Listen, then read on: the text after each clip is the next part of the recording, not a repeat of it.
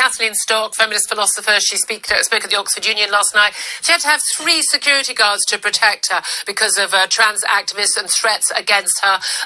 That is untenable in this country, in a modern 21st century democracy, that we should have somebody who's just simply speaking, expressing their views, needing to have security on effectively a university campus, although not specifically part of the university.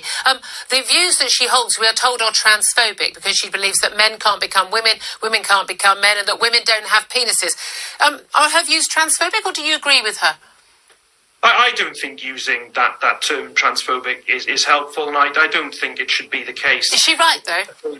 Kathleen, well, look, I don't agree with Kathleen Stock, for example, on her views on conversion therapy. I think it should be banned. I know she doesn't take that view, but I do think she should have the right in peace to express those views at the Oxford Union, if the officers of the Oxford Union wish to invite her, which they did. Now, of course, people can peacefully protest too, but of course, she certainly shouldn't be intimidated, and she should be able to express those views, and I hope we can all have this debate in a more respectful way. Is she correct, though, that men can't become women and women can't become men and women don't have penises? Is she correct?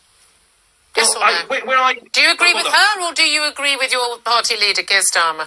Well, let me just explain why I disagree, because I think... Disagree? So women can have penises. I just want to clarify.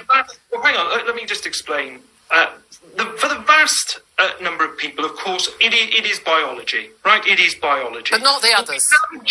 We have today the Gender Recognition Act that does allow people who are born with, of course, with the biology they're born with, to go through a legal process to have a different gender. That process is there today for people to make. But they don't actually change their sex. So they don't. You don't. If you could go through that process, Nick, but you wouldn't become a woman, would you? No, but you see, you'd still be a man. No, but the Gender Recognition Act does allow... You could be legally, I think incorrectly, but legally recognised as a woman. But you wouldn't actually be a woman. Do you accept that, yes or no? The legal change is in our law now. But let me just say... Why don't you answer my question? Well, because I'm... By the way, your press office is going to be furious with me, but you know, I'm allowed to ask these questions. Would you become a woman? I'm always happy to come on and have this. Would you become a woman? The point about yes or no? It's a really easy question. If you signed up and said, "I've got gender dysphoria, I want to live as a trans woman," would you, after signing the going through all the processes that are legally in place right now, would you at that point become an actual woman? If you go, today's position is that if you go through the process, the Gender Recognition Act, you do legally. If you are a biological man, you can go. You are legally treated as if you are a woman. Would you actually become a woman? Is my question. You would become a woman under that process. But let me just say, you would become a woman. Very important. That process lacks dignity, and I've spoken to people within the trans community who say, for example, that as that process stands, you have to, for example, get permission from a spouse, if you have one, to make that change as part of the process. Well, yes, if my husband decided he wanted to live as a woman, yes, I think I might want to have a say in that, yes. Well, we'll have to agree to disagree. We will have to. I just want to clarify. Just want to say, Wes Streeting, your Shadow Health Secretary, very sensibly says, men have penises, women have vaginas, simple as that. You agree with Keir Starmer, though. You believe that men can become women, women can become men, and it is possible for women to have penises, although, as you say, not the majority of them. Is that right? Is that a fair categorisation of your views? Men have penises, women have vaginas. And do any women have penises? Final question. Well, when I met someone from the trans community recently, I didn't frankly ask them that question. No, but you can answer the question. There is a tiny proportion of people, they're very discriminated against, they're disproportionately victims of hate crime. Are they? Yes, look at the hate crime statistics. Are they? They do, I'm afraid, are very high on them, and we'd all want to prevent finish the sentence. Let me finish the sentence.